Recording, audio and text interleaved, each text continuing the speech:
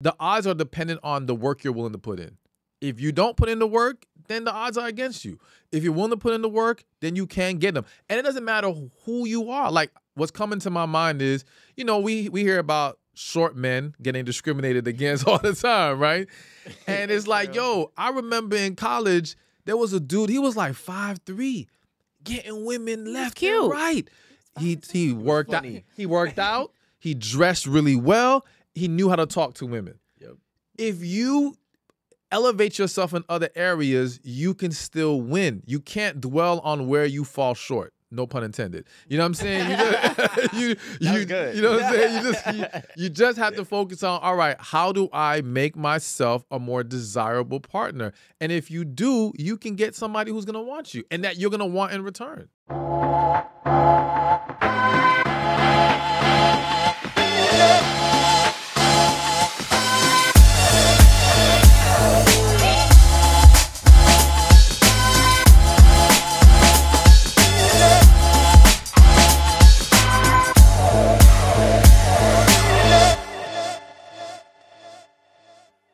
Let's dive in about what you do, how you got into doing it, and where they can find you if they don't know, which they probably do. But yeah, so I'm a relationship coach and author. Been doing this over 11 years now.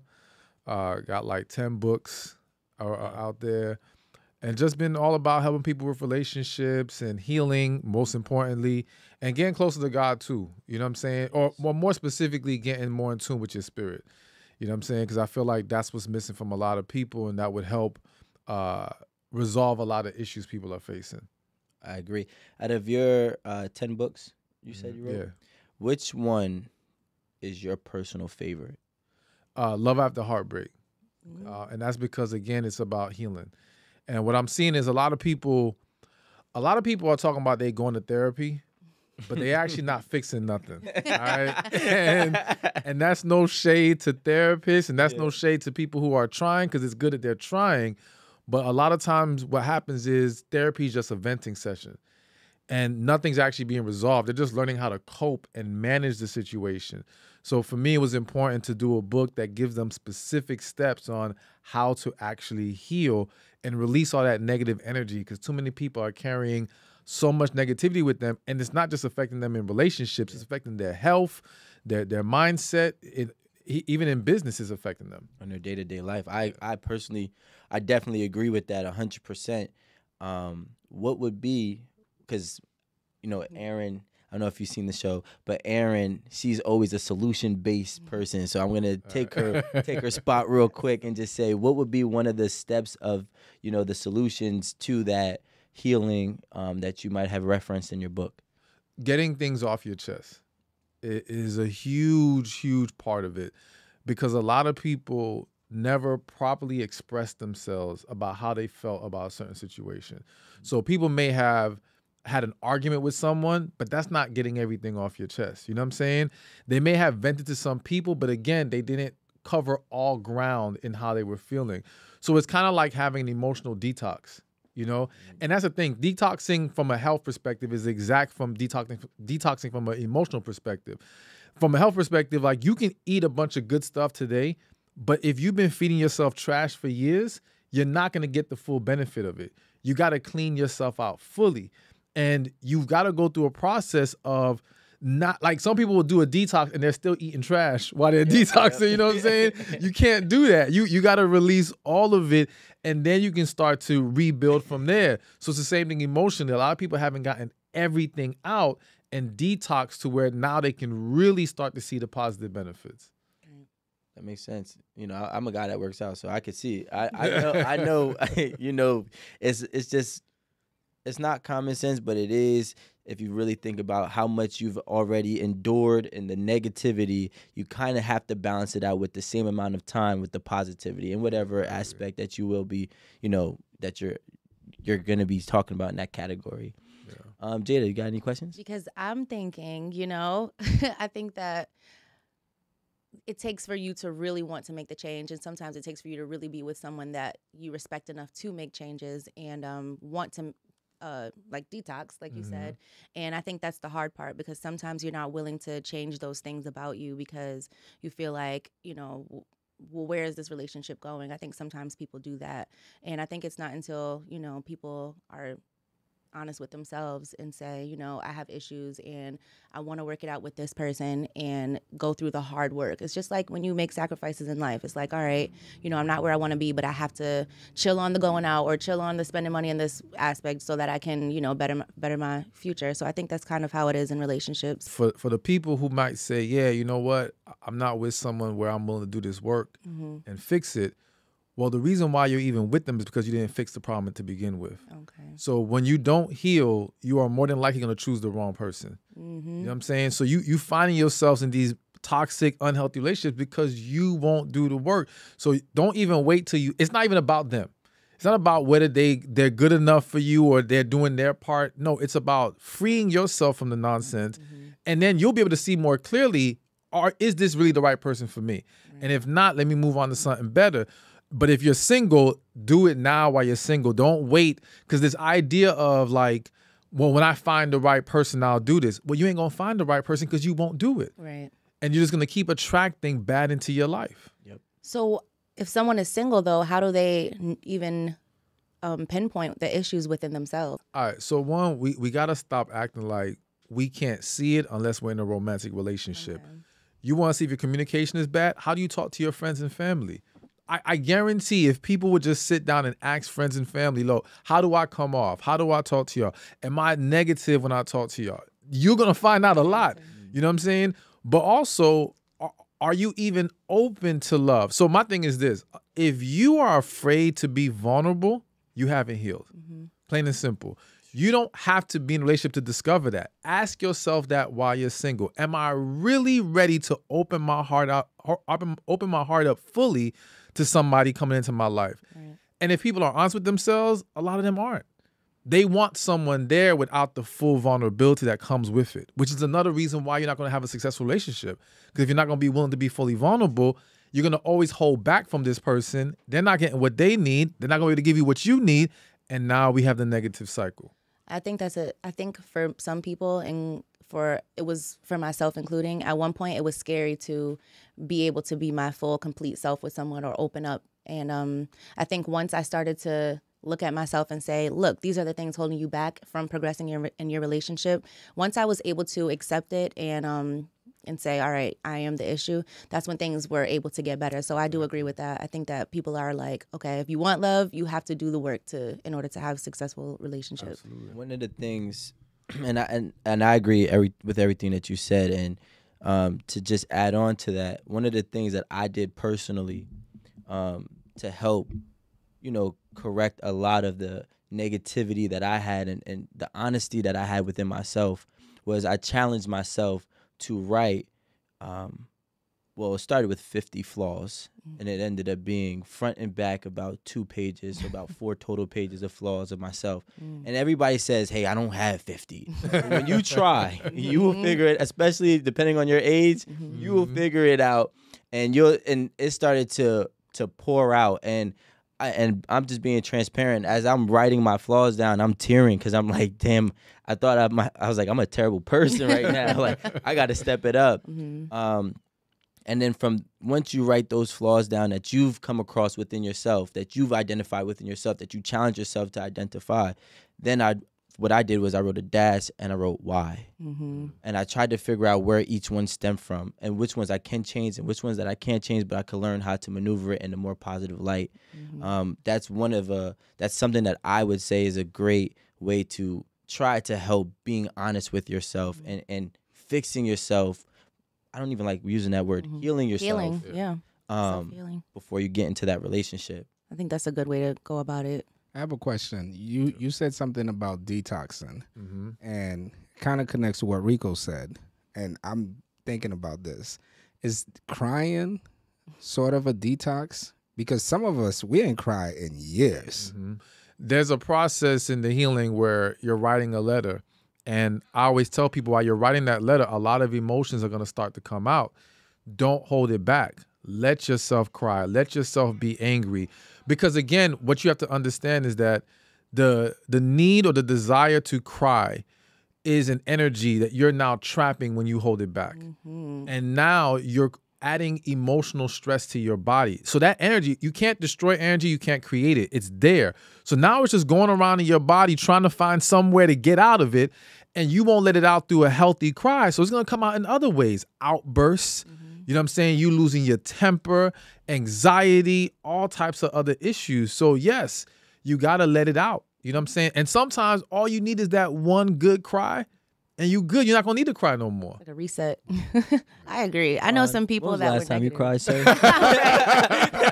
Right. I haven't cried in a long time.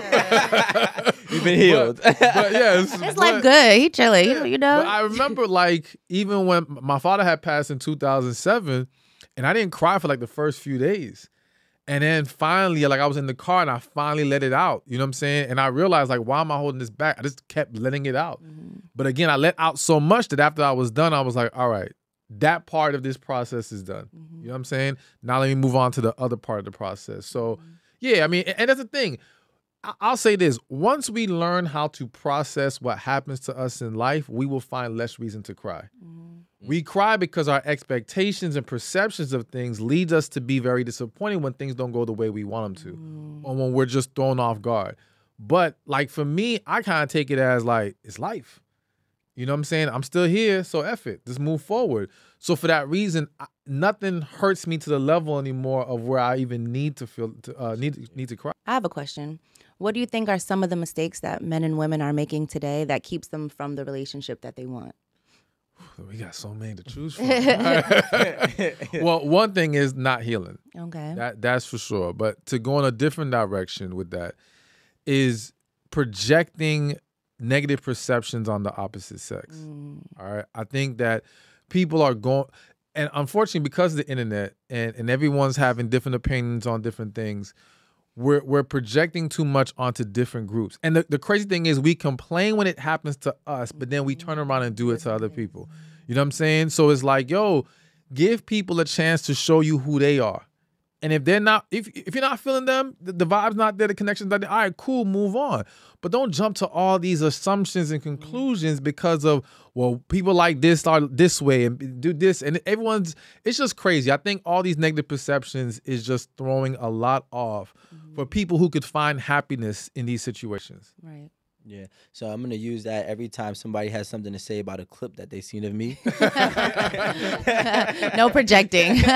Listen, don't project on me. You didn't even speak to me yet. All right. Exactly. So, like, you know, since we're on the topic of social media, do you think social media makes people have like higher expectations, you know, for their relationships or like absolutely. set, you know, like, because I know we see a lot of people that are just, you know, doing reels and TikToks and making it seem like they have the perfect home. But again, when we post, we're never posting the bad days. We're not posting when we're arguing and stuff like that. So do you think that's affecting how people look at relationships? Absolutely. One thing that comes to mind, I was telling my boy the other day, I was like, yo, once upon a time, you was fortunate to go on one vacation a year. All right, growing up, like if we could just get one vacation, we was happy.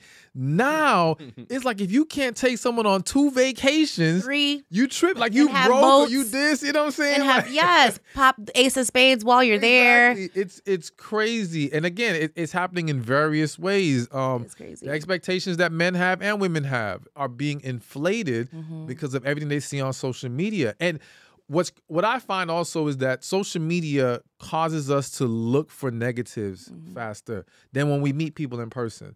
So it's like if you see someone online, you're gonna scan their whole page, you're gonna scan that one picture, and you're looking for that one thing to be like, oh no, I don't want to talk to them. But if you met them in person, your mind goes straight to what you like first. It's a quicker interaction, and so now you'll find these situations where people you wouldn't have given a chance if you met them online, you gave them a chance because you met them in person. And so it just shows how much social media can warp people's perceptions of things. Right. I agree with that. There's been times where I meet someone and it's a good, genuine like interaction, and then we exchange social media, and then the vibe kind of like changes a little bit, and I'm just like, that's really sad. That happened to me. That is so sad. Like I just don't understand it. It's just crazy to me. Oh, she's one of those. Right, and that's what. And Go, yeah, exactly. And sometimes I feel it too. Like before, not so much now, but I felt like people would look at my page and then automatically just assume certain things, and I'm just like, whoop. there goes that. But, you know, I think that social media plays a big part in people's relationships, because even when you're in a relationship, you're like, all right, you know, you're right. When are we going to go on vacation? Or, you know, I want to go shopping. Or, and even with the men, it's like, you know, they're probably looking at all these booties on the gram. It's like nothing but ass on the gram, by the way. Part of the self-reflecting is we got to be very conscious of this resume that we are putting out, of the perception that we are going to allow people to possibly perceive us as, right? So if I am somebody who is posting something and it might, you know, turn off a certain demographic or a certain group of people that I actually would like to know and further a potential relationship with, I got to be realistic and say I'm actually limiting my odds, you know, because I'm willing to be looked at in that light, you know. And I think that we got to be careful with what we do and what we put out, because regardless if it is only a small portion of who we are, we're allowing people to think that is who we fully are. We're just continuing the cycle. That's the problem. And nobody not nobody, but a lot of these people don't want to look at themselves in the mirror and do what needs to be done. But also understand that, again, we keep getting hurt because we don't understand what hurt is in life. Like, hurt is inevitable. You can't escape it. There's no one who has walked this planet who hasn't been hurt. You have to start looking at it as, all right, so for example, I just put a tweet up yesterday because there was this dude that was, he went through this breakup, and it inspired me to put a tweet, and it said, sometimes you don't lose a relationship, sometimes it's you were set free from it. So it's like, you can look at it as, oh my gosh, I lost this person, I'm hurt, they left me. But no, you was probably in the wrong relationship the whole time anyway. Yeah. You needed to be let go. You needed to have this breakup. It was a blessing for you. When you start to look at things differently, you're not hurt by it anymore. You're seeing the opportunity in it. So I think it's just that we have to learn to process things differently. And also, again, not having all these expectations on people. Like, to me, I don't expect nothing. I set what my standard is. I tell you what I require, but I don't expect that you're going to meet it, because everybody can't meet it. You know what I'm saying? So either you do or you don't. If you don't, all right, cool. We just keep it moving. You know what I'm saying? But I'm not hurt by it because I don't take anything personal. That's the other thing. We get hurt because we take it personally and we internalize it. I don't take nothing personal, because one thing I've learned as a coach, so many people are going through things you cannot even imagine. You don't understand their backstory. You don't know what's going on in different aspects of their life. So how they reacted to you in that moment, how they pushed you away, how they hurt you, it wasn't about you. It was about their issues. But you keep making it about you, and now you're absorbing all that hurt, not realizing, nah, they got to do what they got to do, and you need to do what you need to do. So one of the chapters, or one of the agreement, it's like more than one chapter, I believe, is called Don't Take It Personal.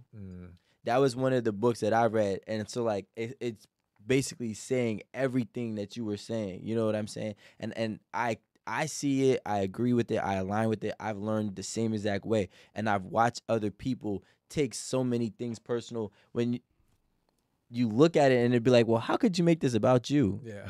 It doesn't even make sense. It has nothing to do with you, you know? Yep. So I just couldn't agree. Hey, guys, Don Miguel Ruiz, The Four Agreements, is a great book if you ever wanted to read it. Again, healing is always going to be a big piece of this. You know what I'm saying? So that needs to happen. But going off the hard truths, one thing, the question that popped in my head was, you have to ask yourself, do I really want to deal with what I want? And what I mean by that is, specifically in relationships, people are saying, I want this type of person. But you're not thinking about what comes with this type of person, what you're going to have to deal with. For example, let's just say a woman who wants a really successful man. But do you want to deal with the fact that he's busy? Do you want to deal with the fact that he's not going to be sometimes as emotionally available as you would like him to be? The price you have to pay being with him and the standard he's going to put on your life, do you want to deal with that? It's almost like if I want to buy a Bentley, everybody wants a nice car. But do you want to deal with the maintenance? Do you want to deal with the attention you're going to get driving in this car? Do you want to deal with that monthly payment? Maybe you will find your happiness in the nice Corolla. Now listen, ain't nothing wrong with the Corolla. So do you think people need to lower their standards? It's then? not. See, and that's not the thing. lower it. Their expectations. It's about finding where you're really going to be happy. So again, some people will say, I want this 6-figure job. But people don't realize some people are working 60, 70 hours to get that 6 figures. Do you want to deal with that? Because everybody's not wired for that. And so can you? Exactly. So you're going to be all stressed trying to achieve something that you want, but it isn't best for you. It's not what you need. So I think reassessing, what is it that I really need? Where can I find my happiness? Because again, some of the things that we're aiming for, again, it's like the person who says, I want to be rich. They get rich and they're still depressed. They're still suicidal because money is what you wanted. Money wasn't what you needed. What you needed maybe was a relationship. Maybe what you needed was a happier home. And you sacrificed all that for this pursuit of money and lifestyle that doesn't fulfill you. And the same thing happens with the type of people that we go after, thinking, I want this, but this person can't make you happy. But do you think people are deciding that they want these extreme things because of them seeing other people have it? Or do you think these are really things that they want internally and they're just like, okay, I want a 6-figure job? Or do you want this woman or this job because you see that other people have it and you want access to it as well? Because what it is that, yes, they're seeing other people have it. They're being fed this from friends and family, but they're not considering what does it take to acquire this. It's like, okay, I may say, you know what, I want to be a doctor, but that means I have to go through what, 4-8 years of school, residency. Do I really want to deal with that? Now, once I can say to myself, I don't want to deal with all that. All right, then let go of being a doctor. Nothing wrong with that. It's just not for you because what's required to achieve it doesn't fit you and your life. You know what I'm saying? But we don't think about that. A lot of people are just, especially when it comes to relationships, I want this type of man. I want this type of woman. And then when you have it, like talking about men who want a very beautiful woman. I always say, listen, you want a woman who really looks good, takes care of herself, there's a good chance she might be expensive. If you don't want to deal with the bill that comes with this kind of woman, then maybe you need to find someone else. Nothing wrong with that. But to sit there and go after this woman and then complain that she requires this much out of you, that's just silly.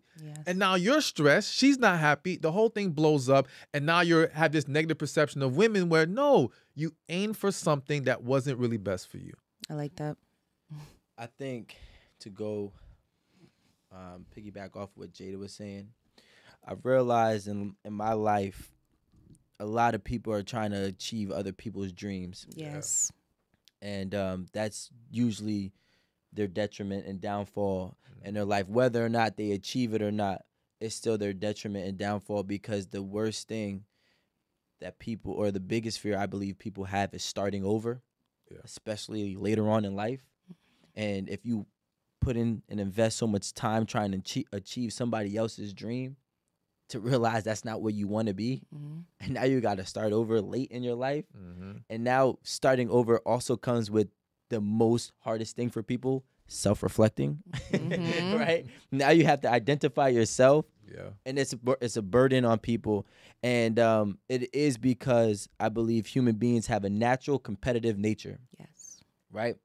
And it does blur our own vision for ourselves. So and myself too, like I tried to do a lot of things because I thought it was a great idea. My principal told me, hey, people are born, people die, and they need to be taken care of. You find a career within those 3 fields, you'll be good for life. I tried to become a dentist. Take care of somebody's teeth. I said, yo, I love my teeth. You would have been good right now. Try to be a dentist, right? I didn't work.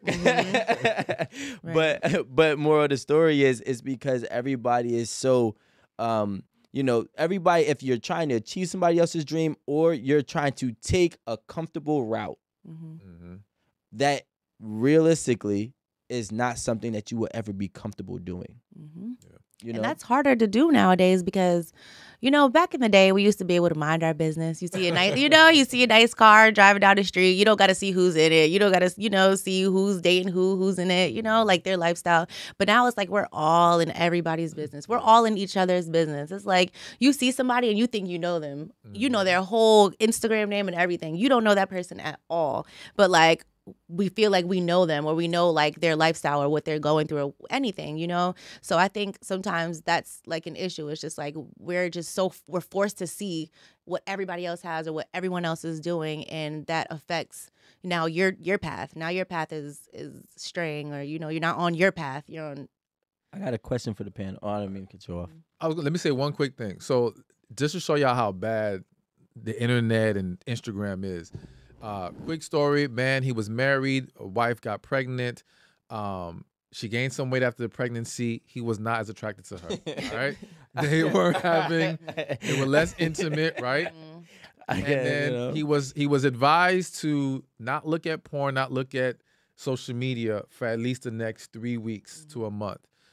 He did that, and he said he honestly was finding himself more attracted to his wife. Right. You know what I'm saying? Now, does that mean that fixes everything? No. So I don't want people to think just removing that will eliminate that issue. But that's how much it can mess with our minds as far as now what we find acceptable and what we're attracted to and all these different things, because everything is so glamorized on IG. You're seeing what everybody else is doing, and you're just like, damn, I'm doing it wrong. I'm doing something wrong. I need to get it together. And like, it's like you'll get there, but it doesn't have to be as fast as the other person, or so it does create like an illusion in your head, or it just makes you feel like you're always less than, or you're not doing things right or fast enough, or you don't have the, it does. But I think also people got to be real with themselves.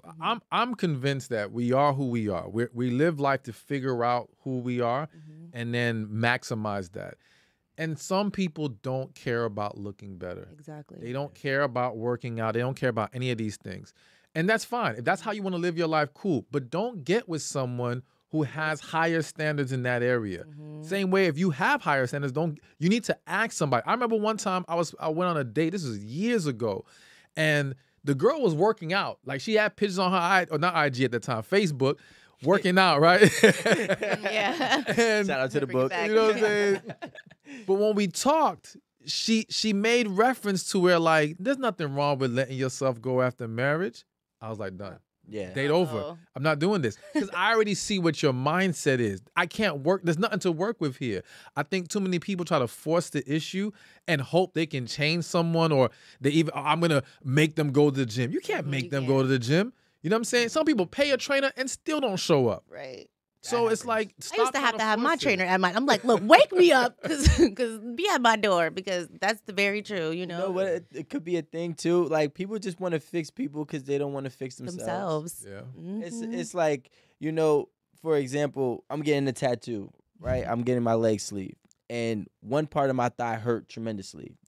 One of the advice or tips that I got was, pinch yourself really hard on the other leg. Distract yourself from yourself.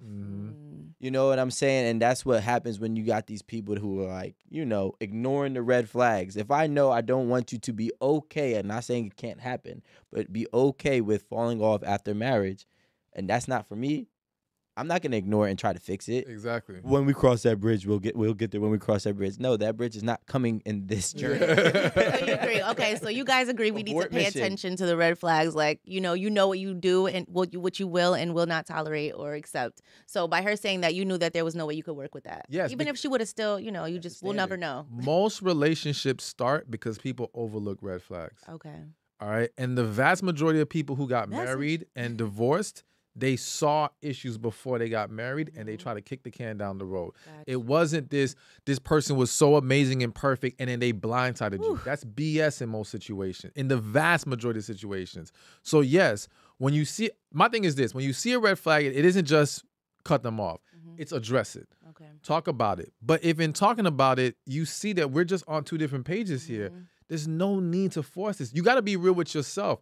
I know I would not be okay with that. And then what people have to understand is it starts with that little issue, and then it turns into other stuff. So when I sit down with couples who are going through issues, let's say they're fighting because they're not communicating well. But what it started with was, you're not attracted to each other anymore. So now you're not having sex with him the same. So now he's giving you an attitude. Because he's giving you an attitude, now you start giving him an attitude. Now you start retaliating in other ways. Now it turns into this surface issue that we're addressing, but the root issue was y'all lost attraction to each other. And when attraction goes, respect goes, intimacy goes, communication goes, you will have a hard time finding a very healthy, romantic relationship with two people who are not attracted to each other. They just become roommates at that point. And they might manage it in that way, but they're not going to have the same fulfillment they once had when the attraction was there. So you can't overlook stuff like that because it's going to turn into much bigger stuff later. You are a true professional, my friend. I like because you could hit it right on the nose. I'm like, damn, that's how it be. Like, yeah, that's one situation that you don't talk about. It's like a snowball effect. Yep, that's it. And that is very, scary. I got a question for you guys and girls. Ladies, women. So do you feel that we are living in a entitlement relationship culture? Hell yeah. Mm-hmm. Hell yeah. I think too many people are feeling... So number one, I think too many people are feeling entitled to a relationship, period. I hate when people say, and this is no disrespect to anyone out there, but I hate when people say everyone deserves to be loved. Because here's the thing. I agree that everyone deserves to be loved, but that doesn't mean you deserve a relationship. Might be your mama's love. Exactly. Your mama's love, your friend's love, even a stranger's love. You deserve love in that way. A dog, yes, a pet, whatever. But that doesn't mean you deserve someone to be committed to you and fulfilling your desires and be with only just you. No, that requires certain qualifications.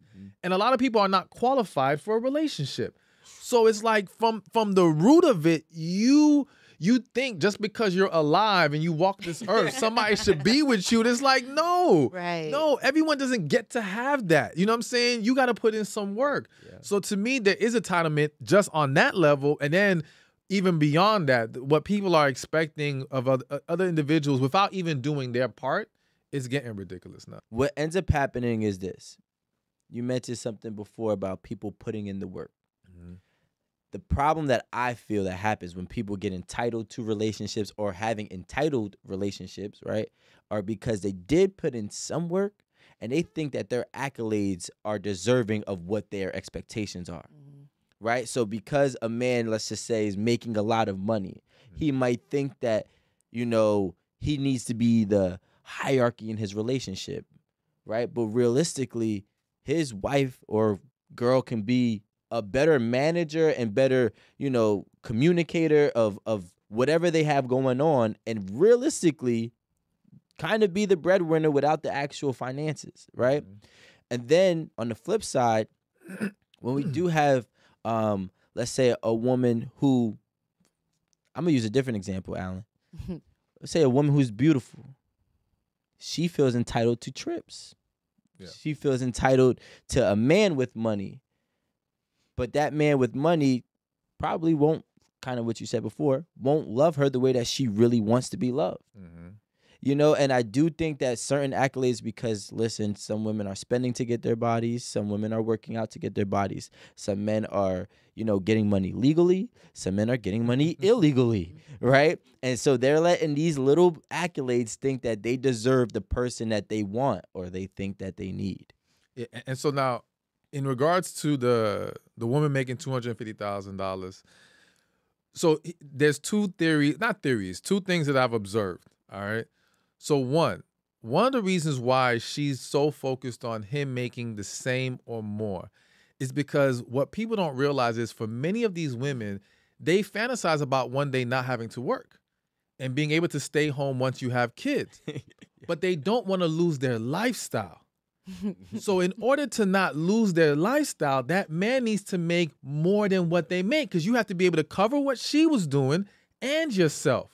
So in her head, she's added it up to this high number. Because I even one time talked to a woman. Is that a problem? Wait, I'm just explaining are we against it or for it? Okay. I'm explaining it because I one time sat down with a woman who was a nurse, and I said, "Yo, how much does your man need to make for you to leave nursing and stay home?" And she said $500,000. And I'm thinking in my head, like, why do you need $500,000?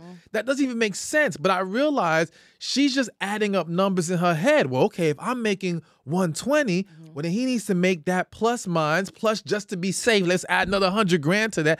You see what I'm saying? And we're coming up with these exorbitant numbers that you don't actually need. So I think, and then the other reason why the woman at 250 feels entitled to a man making that much as well is because that woman has evaluated her value based on her accolades. So she's not accepting what a man who has 250 wants. She's processing what she thinks makes her qualified for that man. So it's like, since I have it, I should be able to receive that in return. It's the whole become what you want to receive, which is kind of bad advice a lot of times. Because in this specific instance, a man making that much money does not need a woman making that much money. He does not care about that. That's not his focus. So she's worried about the wrong thing to qualify her for that man, which you'll see the man making 250, 500, whatever, marry the girl who's a cashier at Chick-fil-A. Absolutely. Damn. He don't care. I Not told Chick-fil-A. you. Let's do Vaughn. I told you, Rico. Vaughn's, or we can do somewhere else. Applebee's, I don't know. You know what I'm saying? Depends on what he don't like. get Hooters. He'll get a girl from Hooters and end up marrying her. Well, He does not care. I said Well, that. it They can't- ain't gonna believe you. It can't be Believe Rico, you. bro. There are a lot of men out there. It just won't be me. I'm gonna do a story, guys. But I'm Rico's not gonna gonna. tell you. Yeah, listen. You gotta bring a lot to the table for Rico. So listen, you know. You got to bring something because my mom ain't gonna accept you. Not I tell you Chick-fil-A. that. Just said and I think that's the thing. I think when you find men who are concerned with how much she's making, there's usually some kind of other influence that's dictating that perception. Because at the end of the day, if you meet a woman and she makes you feel good and you're attracted to her and everything is what you need it to be as far as how things are with her, and you have enough money that you can take care of everything easily, it's less of a concern. Now, again, if you're a guy who's like, let's say you're making $75,000, but you have $100,000 lifestyle, you're gonna be more concerned with a woman making money because you're trying to maintain this lifestyle and you're not actually there yet. But let's say you're making $500,000, and with $500,000, you can cover everything: investment, your lifestyle, everything. Her making any amount of money doesn't move the needle. It doesn't help you. Well, it depends too, right? It also depends. I get what you're saying, but I'm not there. I think, like, well, for me, I would just say for the men out there like myself, we try to build empires. 500,000 ain't enough. We all got to contribute to this empire. Oh my It's God. a community Her little effort. 50,000 Okay, ain't gonna But you know what? But even give me go 5 ahead. million, and I might reconsider. If I was a woman making $250,000 a year, and my man made, he doesn't, not necessarily 250, but maybe he's a six figure, like maybe he's 100, whatever. 91,000. Okay, maybe. That's Obviously 68. we have to have a good After tax. That's right. Obviously, we have to have a great relationship. This has to be something there are certain things that's gonna have to be, it's gonna have to be a certain way in order for this to work. But I think women who make more money, I think they still want to feel like they have a man that's again, men and women, men are looked at as the providers, the strong one, the one that takes care of the family and everything. So I think a part of us still wants to feel like, if you don't make as much as me, maybe you can't do as much as I'm doing for the family. But at the same time, if you're close and you are still someone who protects the family and takes care of the household in different ways, maybe it'll work. But there's a shame that gets attached. In my experience, from what I've met women who make a lot of money. And this is just my opinion. Sorry, plus I'm not on camera, so they don't even see me. They know right? your voice. But what I've seen is that the majority of women that I've met that made a lot of money usually deal with men that make less money. And there's a shame attached when they're with that man, when they're around their peers from their job, their peers that does well. They sort of look at him like he's less than. And to me personally, that's crazy. What happens is, if you actually sit down with a lot of women, and again, there's plenty of women who are in their purpose, they love what they do, they are genuinely career-driven women. Yeah. However, I would argue that the majority of them only went down this path because someone told them, don't rely on a man. You need to have your own money. Or again, they want a certain lifestyle and they don't want to wait around to acquire it, so they got to do what they got to do. So they're not in love with their job, they're in love with their lifestyle, all right? But they hate their job, all right? They want to leave, and that's why they still have dreams of, if I can meet a man who makes as much or more than me, then I have the chance to leave this job and end up, still have the lifestyle, but have the relationship too. So a lot of them don't want it, and there's nothing wrong with it. I think a lot of them have been shamed. That's another thing. Many women have been shamed into being career women. Society has told them, no, it's weak for you to be a housewife. It's weak for you to just want to take care of kids. You need to do something with yourself. But they're not happy there. They're not happy there. And they're taking on all this unnecessary stress trying to live this life that doesn't speak to their heart. You could be a woman that's in the house, or you could be a woman that's out in the field. You know, I think there's always going to be something, because now when you're in the house, again, your lifestyle is not the same. And now you have to dedicate all of your time, all of your energy to your family and your household, depending on what, you know, you guys have in order. But then, you know, when you're out in the field, you're like, I don't feel like working. You know, I hate my job, whatever. So I think that's why it's so important to be with the right partner, because you have to create a balance. You have to. But I think that part of the issue is we have to be honest with ourselves about what kind of life do we want to live. So if women were told, be true to yourself rather than be this, be that, then she may have been able to decide that, okay, I know I want marriage, home life, I want to be with my kids. Now I can cultivate a life that sets me up better for that. So what happened? So for that, let's say you're that woman. Let's say you're 21 years old and you come to realize, I don't want this career stuff. I want to be home with a family. All right, now you can make decisions like maybe staying at your parents' house until you get married is going to be a wiser thing. Maybe rather than going out and getting this high lifestyle, let me just stack my money and so prepare myself for that next stage in my life. I can start to plan better for what I'm setting myself up for. But if I fall into the trap of, well, let me just be this and be a go-getter and start a business. It's like even now, like on the internet, everyone, you'll see some people shame people for working 9 to 5 and act like they got to be an entrepreneur. Everybody's not wired for that. Everybody's not going to find, that's the thing. Forget even being wired. There are people, if they had to be entrepreneurs, that would be so stressed out, they might commit suicide. Like, it would drive them crazy. I know how they feel. You know what I'm saying? Yeah. Everybody's not built for this. Some people are built for going to work, 9 to 5, get a check, go home, and they're good. And then there's others who are driven that need more, and they have to do their own thing. If we would just be real with ourselves and accept that, then we can set our lives up better for those types of things. And what he's trying to say in the Rico way is stay in your lane. And we need all of those people. Just stay in your lane. Let them be cool how they be cool, and you be cool how you be cool. And everything will work out for you. Just got to give it time. Everybody is needed, because, you know, I'll be mad when it ain't no bagger at the grocery store. And I'll be like, see, we need people to do every position. Because now, you know, everybody's getting lazy and nobody wants to do this and everybody wants to be an entrepreneur. We need everybody to be comfortable in their position. Everybody's entitled, because right now we're being told that you can do anything and you can have everything. And the reality is majority won't. Majority can't. And sometimes it's like, you know what? I got to put my pride aside and be like, yeah, maybe my dream is to be the biggest 8 at the table guy in the world.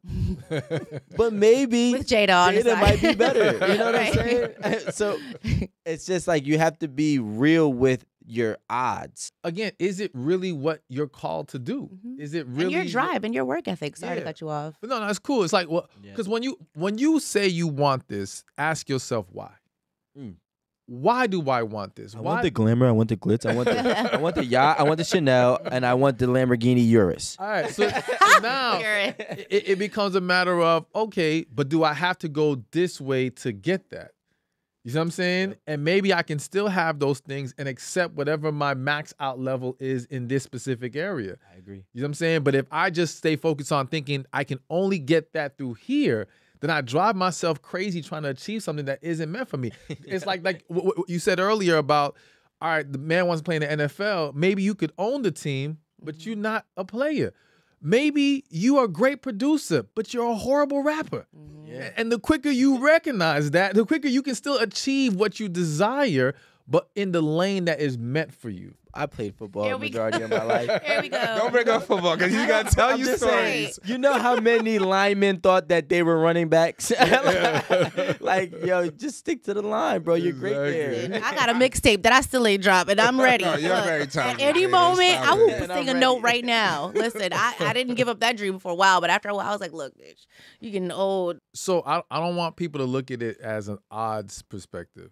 I want people to look at it as, all right, listen, if you do what you need to do for yourself and become healthy, you can have a healthy relationship. You can't be worried about finding healthy people. You're not healthy yourself. That doesn't make any sense. That's backwards. You know what I'm saying? So do your part. You do your part, you can get what you're supposed to get. If a dude said, yo, there's no jobs out here, No, you just haven't qualified yourself to get a job. There's tons of jobs, you know what I'm saying? But you have to figure out, how do I receive the things I desire by making myself qualified to receive it? You know what I'm saying? So to me, I don't want people to think about odds, because that can be discouraging to a lot of individuals. And I think, again, the odds are dependent on the work you're willing to put in. If you don't put in the work, then the odds are against you. If you're willing to put in the work, then you can get them. And it doesn't matter who you are. Like, what's coming to my mind is, we hear about short men getting discriminated against all the time, right? And it's like, yo, I remember in college, there was a dude, he was like 5'3", getting women left and right. He worked out. He worked out. He dressed really well. He knew how to talk to women. Yep. If you elevate yourself in other areas, you can still win. You can't dwell on where you fall short. No pun intended. You know what I'm saying? Good. You know what I'm saying? You just have to focus on, all right, how do I make myself a more desirable partner? And if you do, you can get somebody who's going to want you and that you're going to want in return. So basically build your relationship resume. Yes. You put some, you got to build it up. There's a resume. Have you gotten to therapy? Have you been in enough relationships? Have you done any self-healing? Like, what are you working on in order to be ready for the next situation, for it to be a beneficial or a long-lasting situation? Because if you're not, I think the truth is, people don't understand that they control their destiny and their doom. mm-hmm. They control the people that they end up with, whether it was good or whether it was bad. And once you understand that part, that might really help you be like, let me truly detox myself and get clean, so I don't end up in a 10. Cry a little bit. Let it all out, right? Because I don't want to end up in a 15-year collapsed relationship that had a 7-year breakup within that 15 years. Yeah. And when you learn that you control your own destiny, that might start to make you think, hey, it's not what's just coming my way. I'm calling it my way. Mm-hmm. Everything that I'm doing, every piece of my actions, every piece of my routine, every piece of my energy and my mindset is calling whatever is coming towards me, whether it be good or bad. Why is it other people, or why or when did it become other people's responsibility for other people's traumas and triggers? Because nobody, like you said, nobody knows what you've endured since 0 to now. And there's nothing that this person can say or do that realistically, unless if it's with malicious intent, that they can say or do that should be able to affect you, because they truly don't know you. They truly don't know. And once you allow you to be triggered by somebody who's unknown of your journey, you've already given them all that power of you. But everybody has. I just get bothered by that, because they be saying I be triggering them. I'm like, how am I triggering you? You're triggering yourself. Right. Go heal. But even listen, why are you even read? What was the book called? I'm so sorry. Then what was the book? Which book were we talking about? The healing book. The one Love After Heartbreak. Yeah. Read Love After Heartbreak, and then people like Rico won't trigger you. But Rico, we were having a conversation earlier, and we also have to realize, like, everybody has issues. Remember, we were talking about it. Like, everybody has things that they've gone through. Go ahead. I want you to Go ahead. Tell everybody got Stephan, shit. you don't got no issues. It's like we all need a therapist sitting at our bedside from the moment we wake up. Like, make sure you work on this. We've all had issues. Mm-hmm. We don't all have issues. Okay. Many people have done the work, taken care of it. They're good. Mm-hmm. They don't have triggers like that. They're not holding on to past hurt. Yeah. Because I think, when we think to ourselves or believe that everyone has issues, a lot of people use that to validate their issues. Right. Like, why do I need to fix it when we all got it? Like, nah. No, but what I was saying is, like, you're never going to enter into something and it just be perfect, because everyone's going to have, like, not everyone, but most people have some type of insecurity. Most people. And they don't even know how but to not be all big. people. But again, they have it because they haven't addressed it properly. You know what I'm saying? And as we talked about earlier, they're taking things when you're getting triggered, it's because you took it personal. And why and like Rico mentioned, they don't know your history. Yeah. So how you taking it personal for someone who doesn't even know this makes you mad? Yeah. You see what I'm saying? Okay, I get that. And so now you're as she said, you're putting the responsibility on them to know something that you never gave them the information on.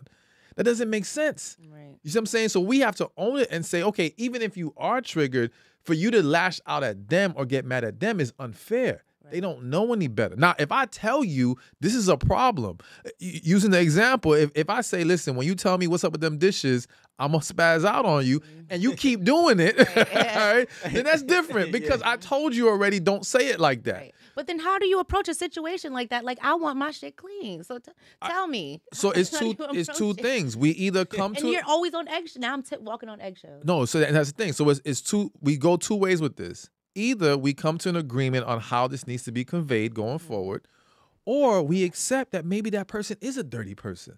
That's what I'm saying. And so and if you're gonna be annoyed by their dirtiness, why are you with them? Okay, there we go. So we have this issue that I notice with a lot of people where, like, people will comment on my videos and say, well, what if the person doesn't want to talk to you? Why are you with them? Person. You know what I'm saying? That's Like, true. if you try talking and they don't want to talk, why do we just continue the relationship and complain about what they won't do? If you're not going to do your part, you're out of here. Yeah. End the story. There's nothing to discuss. Mm-hmm. But people want to keep the relationship going even when that person's a problem or doesn't want to correct certain issues. Yeah. So to me, address it, see if you can come to an agreement. But if you can't, let them go. Absolutely.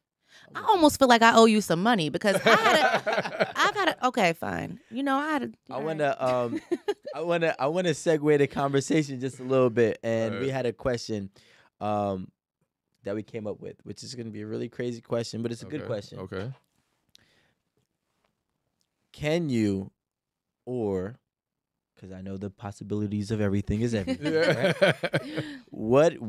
Can you or what would be a solution to men overcoming using women for their bodies and start to seek serious relationships? Not gonna happen. I'm just saying. No, you're never I'm gonna get guilty it. of So let me just make sure I understand this question.